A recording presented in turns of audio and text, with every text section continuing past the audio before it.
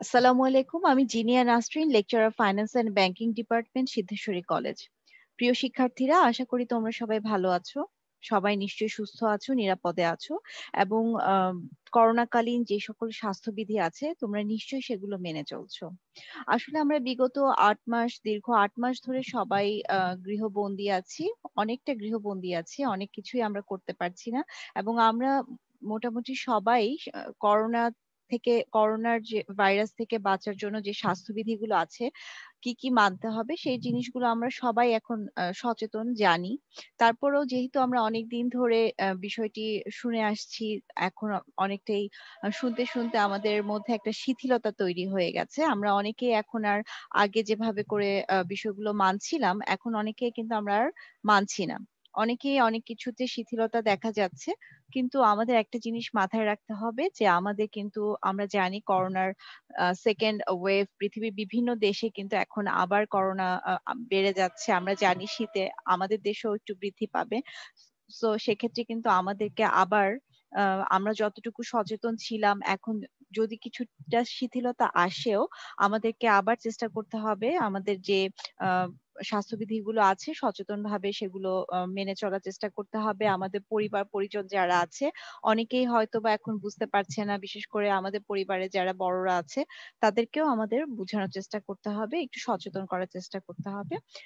বাসায় থাকতে হবে, বেশি বেশি সময় বাসায় থাকতে হবে এবং বাসায় থাকার মানে হচ্ছে কিন্তু আমাদের অনেক সময় আমরা হাতে পাচ্ছি। তোমরা যেহেতু মাত্র এইচএসসি শুরু করেছো, অনেকে এখন বুক লিস্ট পেয়েছো, নতুন নতুন সাবজেক্ট এসেছে। অনলাইন ক্লাসগুলো তোমাদের অবশ্যই তোমরা উপকৃত হবে। অনলাইন ক্লাসগুলো তোমাদেরকে ফলো করতে হবে এবং বাসায় বেশি স্টাডি করতে হবে। আমরা সবাই জানি যে তোমাদের এইচএসসি যে সময়কাল, এই সময়টা কিন্তু খুবই অল্প সময়।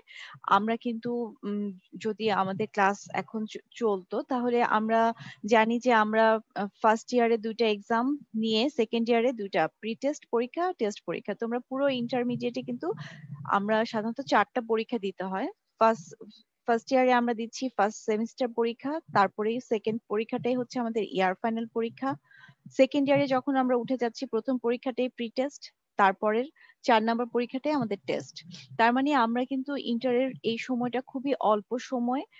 সো আমরা যদি ভাবি যে আমরা মাত্রই কলেজে ভর্তি হয়েছি, উম, খুব রিল্যাক্স ভাবে যদি ভাবি যে আমাদের সময়টা এখন মাত্র শুরু হয়েছে, অনেক সময় আছে হাতে, আসলে কিন্তু ব্যাপারটা সেটা না। সো করোনা কালীন সময়ে যত কিছু যাই হোক, পড়ালেখা চালানোর জন্য আসলে যতটুকু আমাদের যা করণীয় সেটা আমাদেরকে অবশ্যই করতে হবে, যেহেতু আমাদের সময়টা হাতে খুবই অল্প থাকে। ঠিক আছে। সো আমরা ফিন্যান্স, ব্যাংকিং, ইন্স্যুরেন্স সাবজেক্টটা পড়ছিলাম। আমরা বিগত কয়েকটি ক্লাস জুমে নিয়েছি। সো আমাদের আজকে আমরা একটা ভিডিওর মাধ্যমে আপলোড করে এই ক্লাসটি নিতে যাচ্ছি। আশা করছি তোমরা ক্লাসটি ফলো করবে। কারো কোনো সমস্যা থাকলে, যদি কিছু বুঝতে অসুবিধা হয়, তোমরা কমেন্ট করে জানাতে পারো। সেক্ষেত্রে আমি তোমাদের পরবর্তী ক্লাসে সেটা উত্তর দেওয়ার চেষ্টা করব। ঠিক আছে। সো আমরা আমাদের ক্লাসে যাচ্ছি।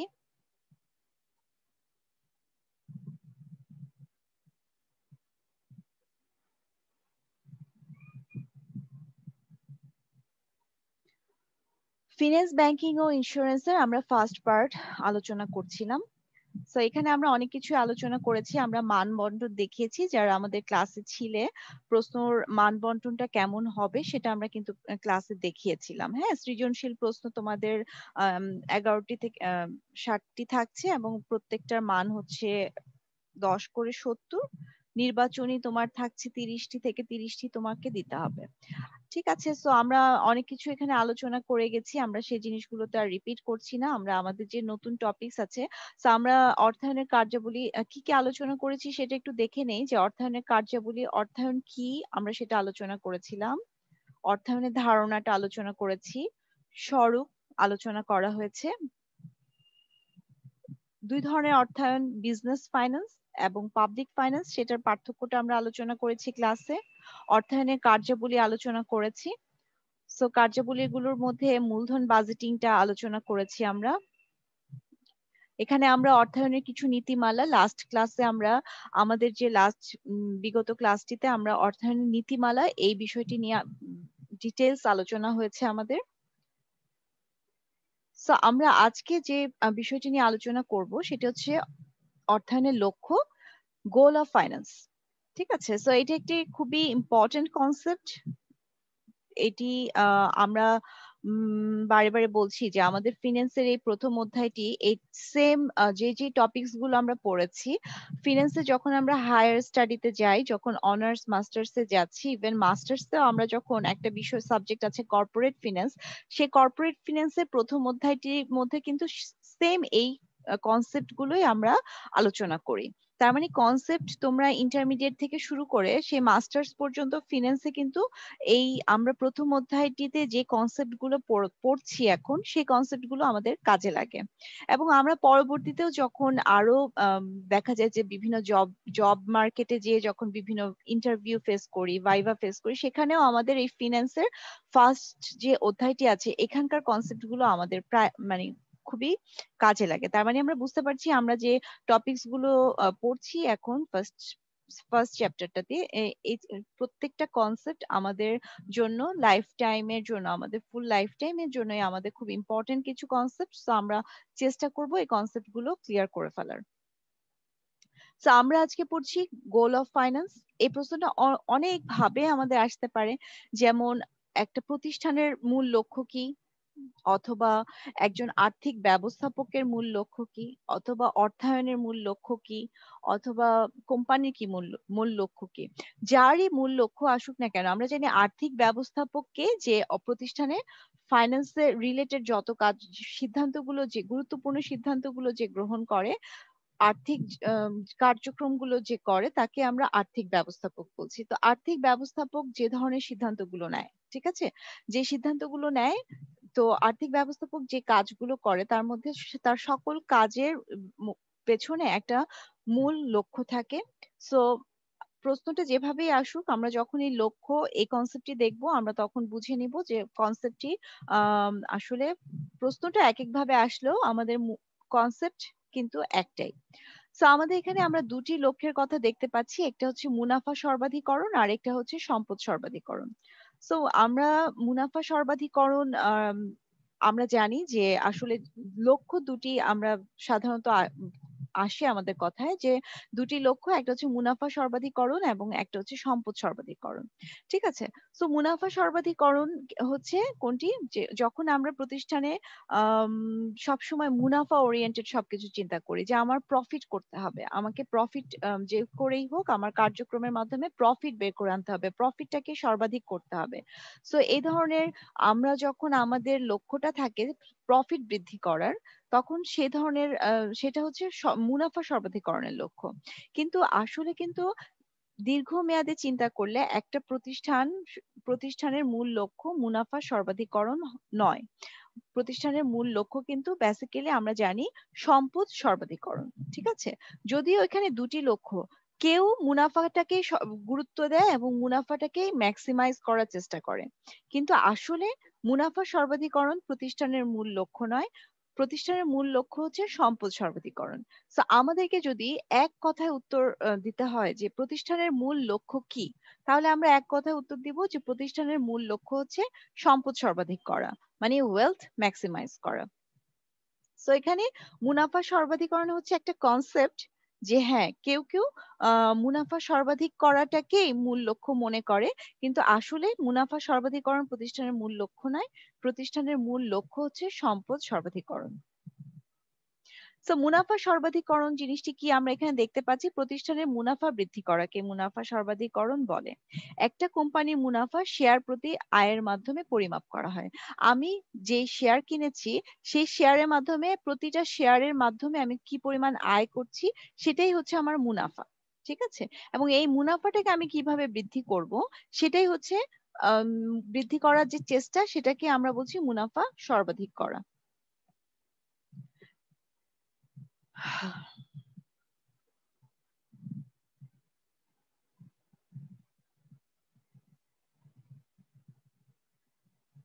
ওকে, সো আমরা আজকে একটি আলোচনা করব, একটি প্রশ্ন আলোচনা করব। সেখানে আমরা সম্পদ সর্বাধিকরণ বিষয়টি কি?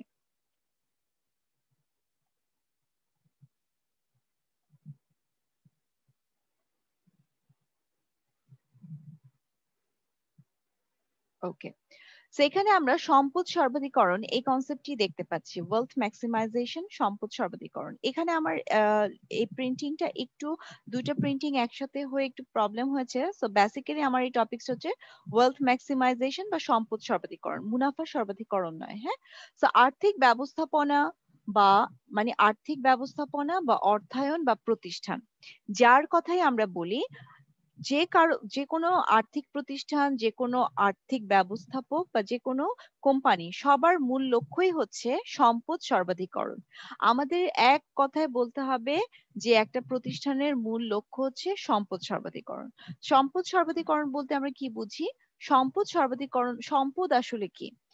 একটা কোম্পানির জন্য বা তার কোম্পানির মালিকের জন্য তার সম্পদ হচ্ছে সেই কোম্পানির মালিক, যে শেয়ার হোল্ডার, সেই যে শেয়ার গুলোর মালিক, সেই শেয়ারের মূল্য বৃদ্ধি করা, সেই শেয়ারের যে বাজার মূল্য, সেটাই হচ্ছে সেই কোম্পানির কি সম্পদ। তার মানে হচ্ছে শেয়ার হোল্ডার বা প্রতি কোম্পানির মালিকদের জন্য সম্পদ কি?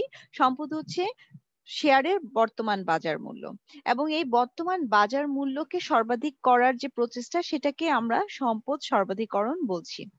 সম্পদ সর্বাধিকরণ বলতে ব্যবসা প্রতিষ্ঠানের শেয়ার মূল্য সর্বাধিক করাকে বোঝায়। এক কথায় উত্তর হচ্ছে, আমরা যখনই সম্পদ সর্বাধিকরণ বলবো, আমরা বলবো যে সম্পদ সর্বাধিকরণ করা বলতে কোম্পানির শেয়ারের মূল্যকে সর্বাধিক করা বোঝায়। আমরা জানি, আমরা যারা ফিনান্স পড়ছি, আমাদের ফুল কনসেন্ট্রেশনটা কিন্তু কি আর্থিক সম্পদ নিয়ে, তার মানে হচ্ছে শেয়ার, ঋণপত্র, এগুলো নিয়ে। তো একটা কোম্পানির ক্ষেত্রে, আমরা জানি যে কোম্পানির মূলধনটাকে ক্ষুদ্র ক্ষুদ্র অংশে বিভক্ত করা হয়, প্রতিটা অংশকে শেয়ার বলা হয়। এই শেয়ার গুলো বাজারে বিক্রি করা হয়।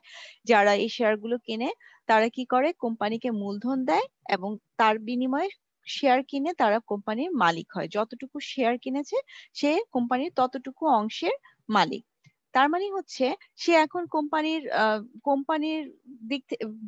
একজন মালিক, শেয়ার হোল্ডারের দিক থেকে তার কাছে অ্যাসেট কি, তার সম্পদ কোনটা? কোম্পানির বিল্ডিং, ল্যান্ড, সেগুলো না। কোম- একজন শেয়ার হোল্ডারের পয়েন্ট অফ ভিউতে তার অ্যাসেট হচ্ছে তার শেয়ার গুলো।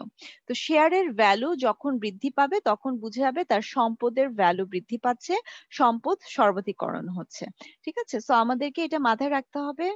তাহলে আমাদের এখানে আমরা দুইটা জিনিস পেয়েছি, একটা হচ্ছে মূল লক্ষ্য, আমরা কিন্তু মুনাফা সর্বাধিকরণ বলবো না, আমরা বলবো একটা কোম্পানির বা আর্থিক ব্যবস্থাপকের মূল লক্ষ্য হচ্ছে সম্পদ সর্বাধিকরণ করা। এবং সম্পদ সর্বাধিকরণ করা বলতে আমরা বুঝি কোম্পানির শেয়ারের মূল্য সর্বাধিক করা। তো আমরা আজকে এখানে, আমরা যে দুইটা টপিকস এখানে আজকে আলোচনা করলাম, এই লক্ষ্যের উপর ভিত্তি করে আমরা কিন্তু আজকে একটা সৃজনশীল প্রশ্ন সমাধান করব। এখানে আমরা যে প্রশ্নটি দেখতে পাচ্ছি, সেটি হচ্ছে, জনাব বিজয় একটা কর্পোরেট প্রতিষ্ঠানের ডিরেক্টর। কর্পোরেট প্রতিষ্ঠান মানে কোম্পানি। সো কোম্পানির ডিরেক্টর কর্মজীবনে সে যখন কাজ করেছে, সে তার কর্মজীবনে দীর্ঘকাল আর্থিক ব্যবস্থাপনার সংশ্লিষ্ট কাজে তিনি যুক্ত ছিলেন। তার মানে আর্থিক ব্যবস্থাপনার সংশ্লিষ্ট কাজ। আমরা আমরা আমাদের বিগত ক্লাসগুলোতে ফিন্যান্সের বেশ কিছু কাজের কথা বলেছি। কাজগুলো কি ছিল? অর্থ সংগ্রহ করা, অর্থ বিনিয়োগ করা, অর্থের লভ্যাংশটা কিভাবে বন্টন হবে, মুনাফা বন্টন হবে, এই ধরনের কাজ হচ্ছে আর্থিক ব্যবস্থাপনা সংশ্লিষ্ট কাজ। সো জনাব বিজয় কি করেছে? যখন সে কর্মজীবনে ছিল, তখন তিনি এই আর্থিক ব্যবস্থাপনার এই কাজগুলো সে করেছে। তার মানে ফাইন্যান্সের কাজগুলো সে করেছে। ফাইন্যান্স সম্পর্কে তার খুব ভালো ধারণা আছে। কোম্পানির অন্য ডিরেক্টরগণ প্রতি বছর অর্জিত মুনাফার অধিকাংশ লভ্যাংশ হিসেবে নিতে চাইলেও তিনি এ বিষয়ে ভিন্ন মত পোষণ করেন। লাইনটাই আমরা বোঝার চেষ্টা করি। কোম্পানির অন্য ডিরেক্টরগণ, কোম্পানিতে আমরা জানি বোর্ড অফ ডিরেক্টর থাকে, পরিচালক পর্ষদ থাকে, ঠিক আছে? সো অনেকজন ডিরেক্টর থাকে। সো এই ডিরেক্টর এখন জনাব বিজয় একজন ডিরেক্টর, এছাড়া অন্য কয়েকজন ডিরেক্টর আছে, অন্য যে ডিরেক্টররা আছে তারা কি করতে চায়, প্রতি বছর কোম্পানির মুনাফার অধিকাংশ লভ্যাংশ হিসেবে নিতে চায়। কোম্পানি ব্যবসা করছে, ব্যবসা করলে কোম্পানির মুনাফা হবে। সো যখন কোম্পানির মুনাফা হয়, আমরা জানি মুনাফার একটা অংশ কি করা হয়, মুনাফার প্রথম অংশ দিয়ে কোম্পানি কি করে, তার যে ঋণ নিয়েছে সেই ঋণের সুদ পরিশোধ করে। সে অগ্রাধিকার শেয়ার হোল্ডারকে কি দেয়, লভ্যাংশ দিয়ে দেয়। তারপরে যে অংশ বাকি থাকে সেটা কোম্পানির মালিকদের অংশ, মুনাফার যে অংশ বাকি থাকে, ঠিক আছে। সো মুনাফার আহ একটা কোম্পানি ব্যবসা করার পরে যে মুনাফা পায়, সেখান থেকে কিন্তু কোম্পানি একটা অংশ কি করে, সংরক্ষিত তহবিল বা সঞ্চিত তহবিলে জমা রাখে। জমা রেখে বাকি যে অংশটুকু থাকে সেটা তার শেয়ার হোল্ডারদের মাধ্যমে শেয়ার হোল্ডারদের মধ্যে ভাগ করে দেয়। সো লাভের যে অংশ বা মুনাফার যে অংশ শেয়ার হোল্ডারদেরকে ভাগ করে দেওয়া হয় তাকে আমরা বলি লভ্যাংশ, ঠিক আছে। সো ডিরেক্টররা কি চায়, যে কোম্পানির যে মুনাফা হবে সেই মুনাফাটা তাদের মধ্যে লভ্যাংশ হিসেবে ভাগ করে দিক কোম্পানি। তো ভাগ করে দিলে কিন্তু যা মুনাফা হয়েছে সবকিছু যদি ডিরেক্টরদেরকে বা শেয়ার হোল্ডারদেরকে ভাগ করে দেওয়া হয়, সেক্ষেত্রে কিন্তু কোম্পানির সঞ্চিত তহবিল, মানে যেখানে কোম্পানি জমাচ্ছে টাকাটা সেভ করে, সেভিংস হবে না, সঞ্চিত তহবিলে জমা রাখা হবে না। কিন্তু কিছু ডিরেক্টর, অন্য ডিরেক্টররা চাচ্ছে যে মুনাফা যা হয়েছে আমাদেরকে সবাইকে ভাগ করে দিয়ে দেওয়া হোক। আর জনাব বিজয় কি চায়, তিনি চান মুনাফার উল্লেখযোগ্য অংশ সঞ্চিত তহবিলে জমা থাকুক। ও আচ্ছা, সো এখানে ডিরেক্টররা চাচ্ছে, অন্য ডিরেক্টররা চাচ্ছে যে মুনাফাটা তাদেরকে ভাগ করে দিয়ে দেওয়া হোক লভ্যাংশ হিসেবে। আর জনাব বিজয় চাচ্ছে মুনাফাটা সঞ্চিত তহবিলে একটা ভালো অংশ জমা থাকুক। সবাই তার মত গ্রহণ করলো। তার মানে সবাই তার মত গ্রহণ করা এক পর্যায়ে এসে পরিচালক, শেয়ার হোল্ডারগণ সবাই খুশি। সো প্রথম দিকে কি হলো যে দুই ধরনের মত ছিল, তারপরে সবাই কি করলো, জনাব বিজয়ের মত গ্রহণ করলো, এবং এক পর্যায়ে এসে দেখা গেল যে পরিচালক এবং শেয়ার হোল্ডারগণ খুশি হলো। খুশি হওয়ার মানে হচ্ছে নিশ্চয়ই জনাব বিজয়ের সিদ্ধান্তটি যথাযথ ছিল, এই জন্যই খুশি হয়েছে। তো আমরা এখানে প্রথম প্রশ্নটি দেখতে পাচ্ছি, ব্যবস্থাপকের সামাজিক দায়বদ্ধতা কি। এটি একটি ফুল সৃজনশীল প্রশ্ন, 10 মার্কসের। সো প্রথম প্রশ্নটি 1 মার্কসের। ব্যবস্থাপকের সামাজিক দায়বদ্ধতা কি। ব্যবস্থাপক, একজন কোম্পানির যে ব্যবস্থাপক আছে তাকে, তার প্রথম লক্ষ্য থাকে কোম্পানির কিভাবে প্রফিট বৃদ্ধি করবে, কোম্পানির কিভাবে লাভ হবে। কিন্তু শুধু কোম্পানির লাভের কথা ভাবলেই কিন্তু হচ্ছে না। প্রত্যেকটি কোম্পানিকে কিছু সামাজিক দায়বদ্ধতা থাকে, সমাজের জন্য তাদের কিছু করণীয় থাকে, ঠিক আছে। সো এখানে ব্যবস্থাপকের সামাজিক দায়বদ্ধতা কি, এই প্রশ্নটির উত্তর আমরা দিব 1 মার্কসের জন্য এভাবে, যে সমাজের প্রতি ব্যবসায়ের বা এর ব্যবস্থাপকের যে দায়িত্ব পালন করা উচিত তাকেই সহজ অর্থে ব্যবস্থাপকের সামাজিক দায়বদ্ধতা বলে। তার মানে একজন ব্যবস্থাপক বা একটা প্রতিষ্ঠান কি করছে, সে শুধু কোম্পানির মুনাফার কথা ভাবার পাশাপাশি সমাজের জন্য তাকে যে দায়িত্বগুলো পালন করতে হয় বা করা উচিত তাকে আমরা সামাজিক দায়বদ্ধতা বলছি। ওকে, সেকেন্ড প্রশ্ন হচ্ছে, মুনাফা ও তারল্যের মধ্যে সমমুখী সম্পর্ক বিদ্যমান, তুমি কি একমত। এটা হচ্ছে আমরা জানি 2 মার্কসের প্রশ্ন। আমরা জানি যে এই প্রশ্নটি সাধারণত আমাদের উদ্দীপকের আলোকে হয় না, এটা আমাদেরকে আমাদের ধারণা অনুযায়ী ব্যাখ্যা করতে হয়। সো মুনাফা ও তারল্যের মধ্যে সমমুখী সম্পর্ক, এই প্রশ্নটি আমরা আমাদের বিগত ক্লাসে খুব ডিটেলস আলোচনা করেছি। আসলে এটি নীতির একটা প্রশ্ন, ফিন্যান্সের নীতি, অর্থায়নের নীতির একটা প্রশ্ন, যে মুনাফা ও তারল্য এর সম্পর্ক কি, ঠিক আছে। সো আমরা এই এই টপিকসটি লাস্ট ক্লাসে আলোচনা করেছি, এটা নীতিতে পাবো আমরা, সেটা হচ্ছে, দেখি আমরা একটু, এই যে, সো অর্থায়নের নীতিমালার মধ্যে আমরা তারল্য ও মুনাফার নীতিটি পেয়েছিলাম। আমরা একটু এই জায়গাটা দেখে নেই যে আমরা জানি তারল্য কি। তারল্য মানে হচ্ছে বেশি টাকা হাতে রাখা, নগদ টাকা হাতে রাখা। যে কোনো প্রয়োজনে আমি যাতে আমার নগদ ব্যবহার করতে পারি, এই জন্য আমাকে কি করতে হয়, সবসময় ক্যাশ টাকা হাতে রাখতে হয়, এটাই হচ্ছে তারল্য। সো আমি তো কি করেছি, আমি একজন আর্থিক ব্যবস্থাপক। আমরা যারা ফিন্যান্স ১ম ক্লাস থেকে পড়ছি তারা আমরা জানি যে আমাদেরকে ১ম এ অর্থটা সংগ্রহ করতে হয়। তারপরে যে অর্থ আমরা সংগ্রহ করেছি সেই অর্থটাকে বিনিয়োগ করতে হয়। বিনিয়োগ করলে আমার মুনাফা আসে। ঠিক আছে? সো এখন আমি যে পরিমাণ অর্থ সংগ্রহ করেছি, সেই পরিমাণ অর্থ থেকে আমি যদি কিছু অর্থ নগদে রাখি, তার মানে আমি কিছু তারল্য রাখছি। যত বেশি নগদ আমি হাতে রাখবো, তত বেশি আমার তারল্য থাকবে। যত বেশি নগদ হাতে রাখবো তত তারল্য থাকবে, আর যত বেশি তারল্য থাকবে ততই আমার অর্থ কমে যাবে বিনিয়োগ করার জন্য। তার মানে আমার যদি তারল্যটা বাড়ে তাহলে আমার বিনিয়োগ কমে যাবে। আর বিনিয়োগ কমে যাওয়ার মানে হচ্ছে মুনাফা কমে যাবে। তার মানে তারল্য বাড়লে মুনাফা কমে যাবে। ঠিক উল্টাভাবে যখনই আমি কম টাকা হাতে রাখবো, আমার কাছে যদি ১০০ টাকা থাকে, আমি যদি ১০০ টাকাই কি করি বিনিয়োগ করে দেই। ভাবি যে যত বেশি বিনিয়োগ করব তত বেশি মুনাফা হবে। বেশি মুনাফার জন্য আমি যদি বেশি বিনিয়োগ করি, আমার হাতে নগদ টাকা কম থাকবে, তার মানে তারল্য কম থাকবে। সো তারল্য কমে গেলে কি হচ্ছে? বিনিয়োগ বেড়ে যাবে। কারণ বেশি টাকা আমি হাতে রাখছি না, এখন বেশি টাকা আমি বিনিয়োগ করছি। তারল্য কমে যাচ্ছে, বিনিয়োগ বেড়ে যাচ্ছে। বিনিয়োগ বেড়ে গেলে মুনাফা বেড়ে যাবে। সো তারল্য কমে গেলে মুনাফা বেড়ে যাচ্ছে।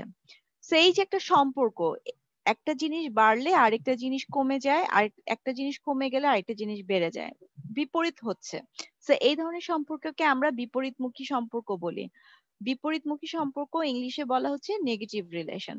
সো আমাদের যে প্রশ্নটা আছে এখানে আমরা দেখতে পাচ্ছি, এখানে বলেছে মুনাফা ও তারল্যের মধ্যে সমমুখী সম্পর্ক বিদ্যমান। তুমি কি একমত? সমমুখী মানে হচ্ছে মুনাফা বাড়লে তারল্য বাড়বে, সরি তারল্য বাড়লে মুনাফা বাড়বে, তারল্য কমলে মুনাফা কমবে। সো মুনাফা আর তারল্যের মধ্যে কি সমমুখী সম্পর্ক? এই কথাটি ঠিক না, কারণ এদের মধ্যে বিপরীতমুখী সম্পর্ক। সো আমরা প্রথম কথা বলছি যে না, এই উক্তির সাথে আমি একমত নই। কেন একমত নই? এখন আমরা এটা ব্যাখ্যা করব। মুনাফা ও তারল্যের মধ্যে ঋণাত্মক সম্পর্ক বিদ্যমান। ঋণাত্মক সম্পর্ক বা বিপরীতমুখী সম্পর্ক বা নেগেটিভ রিলেশন বিদ্যমান। এখানে আমরা একটু আগে যে কথাটি বলেছি সেই কথাটি এখানে আবার আমরা ব্যাখ্যা করছি। সো আমাদের নাম্বারের যে উত্তরটি আছে, প্রথমেই আমরা বলেছি যে না আমি একমত না। সেকেন্ড প্যারায় যে আমি কেন একমত না, সেক্ষেত্রে আমি আমার যুক্তিটা এখানে দেখাবো। সেটা হচ্ছে যে তারল্য যদি কমে যায় তাহলে মুনাফা বৃদ্ধি পায়, আর তারল্য যদি বৃদ্ধি পায় মুনাফা কমে যায়। কিভাবে হয় সেটা আমরা একটু আগে আলোচনা করলাম। সো তখন আমরা এই কথাটি আলোচনা করার মাধ্যমে আমরা বলবো যে বিনিয়োগ বেশি হলে মুনাফা বেশি হবে। আচ্ছা, সো আমরা বলছি যে আমার যদি তারল্য বেশি থাকে তাহলে আমার বিনিয়োগ কম হবে, তাহলে আমার মুনাফা কম হবে। তার মানে তারল্য বেশি হলে মুনাফা কম, তারল্য কম হলে মুনাফা বেশি। সো এই জন্য আমরা বলছি যে তারল্য ও মুনাফার মধ্যে সমমুখী সম্পর্ক না, বিপরীতমুখী সম্পর্ক বিদ্যমান। সুতরাং উপরের এই উক্তিটি যথাযথ নয়। গ নাম্বার আমাদের প্রশ্ন হচ্ছে, জনাব বিজয়ের প্রতিষ্ঠানের অন্য পরিচালকগণ অর্থায়নের কোন লক্ষ্য পছন্দ করেন? ঠিক আছে? সো জনাব বিজয়ের প্রতিষ্ঠানের পরিচালকগণ, অন্য যে ডিরেক্টরগণ আছে তারা কি করতে চেয়েছিল? তারা চেয়েছিল যে অর্থ জমা না রেখে সম্পূর্ণ অর্থটাকে কি করে নিতে, মুনাফার সম্পূর্ণ অর্থটা তাদেরকে লভ্যাংশ হিসেবে দিয়ে দেওয়া হোক। তারা বেসিক্যালি এখানে মুনাফা সর্বাধিকরণ করতে চেয়েছে। তারা প্রতিষ্ঠানের দীর্ঘমেয়াদী যে লাভ হবে কিভাবে, প্রতিষ্ঠানের শেয়ারের ভ্যালু কিভাবে বৃদ্ধি পাবে, সেটা কিন্তু তারা এখানে চিন্তা করেনি। তারা চিন্তা করেছে যে আমাদের মুনাফাটা আমরা কিভাবে বৃদ্ধি করব, আমরা মুনাফার অংশটুকু কিভাবে ভোগ করব। তার মানে এই যে আহ, ভবিষ্যতের কথা না ভেবে, দীর্ঘমেয়াদী কথা চিন্তা না করে বর্তমানের কথা ভেবে মুনাফাটা ভোগ করতে চাওয়ার যে ইচ্ছা, সেটাকে আমরা কিন্তু বলছি যে এটা কোন লক্ষ্য? এটা হচ্ছে মুনাফা সর্বাধিকরণের লক্ষ্য। তো আমরা এখানে উত্তরে দিচ্ছি, উত্তরটা আমরা জানি গ পার্টের যে উত্তর আছে, গ প্রশ্নের, সেটাকে আমরা তিনটা পার্টে দেখাতে হবে। প্রথমে হচ্ছে কোন ধরনের লক্ষ্য। এক কথায় আমরা বলে দিব যে জনাব বিজয়ের প্রতিষ্ঠানের অন্য পরিচালকগণ মুনাফা সর্বাধিকরণ লক্ষ্য পছন্দ করেন। ঠিক আছে? তো আমাদের উত্তরটা এখানে এক কথায় চলে এসেছে। কোন লক্ষ্য পছন্দ করেছে? মুনাফা সর্বাধিকরণ। সেকেন্ড প্যারায় যে মুনাফা সর্বাধিকরণ কি, আমাদের যে ধারণা আছে মুনাফা সর্বাধিকরণ সম্পর্কে, সেই ধারণাটা আমাদেরকে লিখতে হবে। ঠিক আছে? সো মুনাফা সর্বাধিকরণ মানে হচ্ছে প্রতিষ্ঠানের মুনাফা বৃদ্ধি করা। প্রতিষ্ঠানের মুনাফাটা বৃদ্ধি করা। সেটা আমরা ব্যয় কমিয়ে আম বৃদ্ধি করতে পারি, অথবা মূল্য ঠিক বিক্রয় বাড়িয়েও বৃদ্ধি করতে পারি। ঠিক আছে? সো আমার এই প্রতিষ্ঠানের মুনাফা লভ্যাংশ আকারে পাওয়া। প্রতিষ্ঠানের যে মুনাফা, একটা কোম্পানির যে মুনাফা লাভ হয়, সেই লাভটাকে আমরা জমা না রেখে যখন ভোগ করতে চাই, এটাও মুনাফা সর্বাধিকরণেরই আম একটা তথ্য। ঠিক আছে? সো আমরা আমাদের এই কনসেপ্টের আলোকে বলবো যে জনাব বিজয়ের প্রতিষ্ঠানের অন্য পরিচালকগণ অর্জিত মুনাফার অধিকাংশ লভ্যাংশ হিসেবে নিতে ইচ্ছুক। এজন্য তারা মুনাফা সর্বাধিকরণ লক্ষ্য পছন্দ করেন, এটাই প্রমাণিত হয়। ঠিক আছে? সো আমরা এরপরে যাচ্ছি আমাদের ঘ নাম্বার প্রশ্নে। ঘ নাম্বার প্রশ্ন হচ্ছে, জনাব বিজয় অর্থায়নের যে লক্ষ্য অর্জন করতে চান তা কতটা যথার্থ মূল্যায়ন করো। সো জনাব বিজয় অর্থায়নের যে লক্ষ্য অর্জন করতে চান, সো জনাব বিজয় অর্থায়নে কোন লক্ষ্যটি অর্জন করতে চান? সো আমরা দুটি লক্ষ্যের কথা আজকে পড়েছি, একটা হচ্ছে মুনাফা সর্বাধিকরণ, আরেকটি হচ্ছে সম্পদ সর্বাধিকরণ। জনাব বিজয় কি করতে চায়? মুনাফার অংশটুকু সঞ্চিতি তহবিলে জমা রাখতে চায়। যখনই একটা প্রতিষ্ঠান সঞ্চিতি তহবিলে মানে জমা রাখে, তো অর্থটা যখন জমা থাকে স্বাভাবিকভাবে সেই ফান্ডটাকে প্রতিষ্ঠান পরবর্তীতে আবার পুনঃবিনিয়োগ করে, তাই না? বিভিন্ন আমার যখন একটা ফান্ড জমা হবে, এই এই প্রফিটটা যখন আমার জমা হবে, সেই প্রফিটটা প্রতিষ্ঠান আবার বিনিয়োগ করে। তো বিনিয়োগ করলে স্বাভাবিকভাবে প্রতিষ্ঠানের আরো বেশি মুনাফার অপশন আরো বেড়ে যাবে, এবং সেক্ষেত্রে বিনিয়োগ যখন বেড়ে যায় দীর্ঘমেয়াদী, তখন কোম্পানির শেয়ারের ভ্যালু বৃদ্ধি পায়। তার মানে হচ্ছে খুব স্বাভাবিকভাবে আমরা বুঝতে পারছি জনাব বিজয় অর্থায়নের কোন লক্ষ্য অর্জন করতে চেয়েছে। জনাব বিজয় অর্থায়নের সম্পদ সর্বাধিকরণের লক্ষ্য অর্জন করতে চেয়েছে। ঠিক আছে? তো আমরা এখানে ঘ নাম্বার উত্তরটা এভাবে দিব, জনাব বিজয় অর্থায়নের প্রতিষ্ঠানের সম্পদ সর্বাধিকরণ লক্ষ্য অর্জন করতে চেয়েছে। এক লাইনে আমরা প্রথম কথায় একটা কথায় উত্তরটা দিচ্ছি। সেকেন্ড কথা আমার আসবে যে সম্পদ সর্বাধিকরণ জিনিসটা কি। এখন আমরা এখানে আমরা জানি যে আমাদের সৃজনশীল প্রশ্ন গ নাম্বারের উত্তরটা ঘ নাম্বার উত্তর, এই উত্তরগুলো কয়েকটা ধাপে ধাপে দিতে হয়। প্রথম ধাপে আমি এক কথায় আমার উত্তরটা দিয়ে দিচ্ছি। সেকেন্ড কথায় আমি যে উত্তরটি দিলাম সেটি এখন আমি ব্যাখ্যা করছি যে সম্পদ সর্বাধিকরণ জিনিসটা আসলে কি। তো সম্পদ সর্বাধিকরণ বলতে ব্যবসায় প্রতিষ্ঠানের শেয়ারের মূল্য সর্বাধিক করাকে বোঝায়। একটু আগে আমরা এটা নিয়ে আলোচনা করেছি। প্রতিষ্ঠানের শেয়ারের বর্তমান বাজার মূল্য প্রতিষ্ঠানের মালিকদের সম্পদ, যেটা আমরা একটু আগে বলেছি। তো গেল, এটা হচ্ছে আমাদের ধারণা থেকে আমরা বলে দিলাম যে সম্পদ সর্বাধিকরণ সম্পর্কে আমরা কি জানি।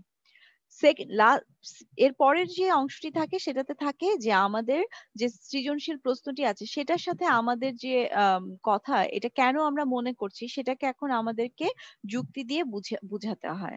তো সেক্ষেত্রে আমরা এখানে লিখেছি প্রতিষ্ঠানের মুনাফার উল্লেখযোগ্য অংশ প্রতিষ্ঠানের কোন প্রতিষ্ঠানের আহ তো আমরা এখানে দেখছি প্রতিষ্ঠানের মুনাফার উল্লেখযোগ্য অংশ সঞ্চিত তহবিলে জমা রেখে, আমরা যদি আমার প্রতিষ্ঠানের যে লাভ হবে সেটা যদি আমি সঞ্চিত তহবিলে সম্পূর্ণ অংশ আমার শেয়ার মালিকদের মধ্যে না দিয়ে আমি যদি কিছু অংশ সঞ্চিত তহবিল বা রিটেইন আর্নিংস ফান্ডে যদি জমা রাখি, সেক্ষেত্রে কি হবে, পরবর্তীতে তা লাভজনক প্রকল্পে বিনিয়োগের মাধ্যমে প্রতিষ্ঠানের সম্পদ বৃদ্ধি করা যায়।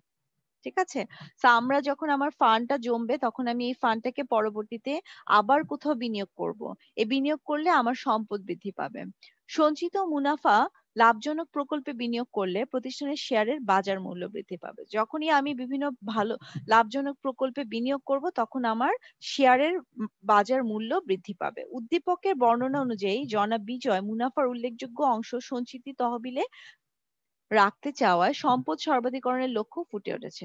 দীর্ঘমেয়াদে ব্যবসায়ের আর্থিক সামর্থ্য বৃদ্ধি পায়। এর ফলে কি হবে, প্রতিষ্ঠানের দীর্ঘমেয়াদে আর্থিক সামর্থ্য বৃদ্ধি পাবে, শেয়ারের মূল্য বাড়বে।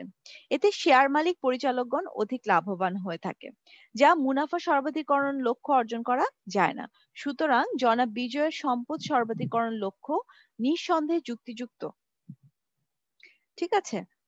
যুক্তিযুক্ত লক্ষ্য। তো এটা হচ্ছে কেন আমরা মনে করেছি যে এটি যুক্তিযুক্ত সেটার আমাদেরকে এখন ব্যাখ্যা করতে হয়েছে। তো আমরা এখানে 4টি প্যারায় আমার ঘ নাম্বার উত্তর দিয়েছি। প্রথম কথায় আমি প্রথম উত্তরটি দিয়ে দিয়েছি এক লাইনে, জনাব বিজয় অর্থায়নের যে লক্ষ্য অর্জন করতে চান। কোন লক্ষ্য অর্জন করতে চান? সম্পদ সর্বাধিকরণ। সেকেন্ড প্যারায় আমরা সম্পদ সর্বাধিকরণ কি সেটি ব্যাখ্যা করেছি। থার্ড প্যারায় আমরা আমাদের সম্পদ সর্বাধিকরণের যে কনসেপ্ট সেটার সাথে বিজয়ের কনসেপ্টটাকে মিল দেখিয়েছি এবং 4th প্যারা এটা কেন যুক্তিযুক্ত সেটা আমরা ব্যাখ্যা করেছি। ঠিক আছে? সো আমরা আশা করছি যে তোমরা আমাদের সৃজনশীল যে প্রশ্নটি এবং আজকে যে আ আ অর্থায়নের লক্ষ্য নিয়ে আমরা আলোচনা করলাম, বিষয়টি তোমাদের ক্লিয়ার হয়েছে। আমরা পরবর্তীতে অন্য একটি গুরুত্বপূর্ণ টপিকস নিয়ে আলোচনা করব। তোমরা অবশ্যই বাসায় স্টাডি করবে এবং তোমাদের যে সৃজনশীল কিছু প্রশ্ন আছে, কিছু ২-১ টি সৃজনশীল প্রশ্ন খুঁজে বের করবে যেখানে লক্ষ্য নিয়ে আলোচনা করা হয়েছে নীতি। আমরা তো বেশ কিছু টপিকস অলরেডি পড়ে ফেলেছি। সো সেই টপিকস গুলো তোমাদের সৃজনশীল যে প্রশ্নগুলো আছে তোমরা একটু বই বই যখন বই খুলে দেখবে যে সেই প্রশ্নের উত্তরগুলো তোমরা যথাযথভাবে বের করতে পারছো কিনা। যদি না পারো সেক্ষেত্রে আমাদের নেক্সট ক্লাসটা আমরা যখন জুমে নিব তোমরা যদি অ্যাটেন্ড করো তাহলে আমরা সেখানে এই প্রশ্নগুলো নিয়ে আলোচনা করব। সবাইকে ধন্যবাদ। আশা করি সবাই ভালো থাকবে, সুস্থ থাকবে এবং করোনাকালীন এই সময়ে যথাযথভাবে স্বাস্থ্যবিধি মেনে চলবে। সবাইকে ধন্যবাদ। আসসালামু আলাইকুম।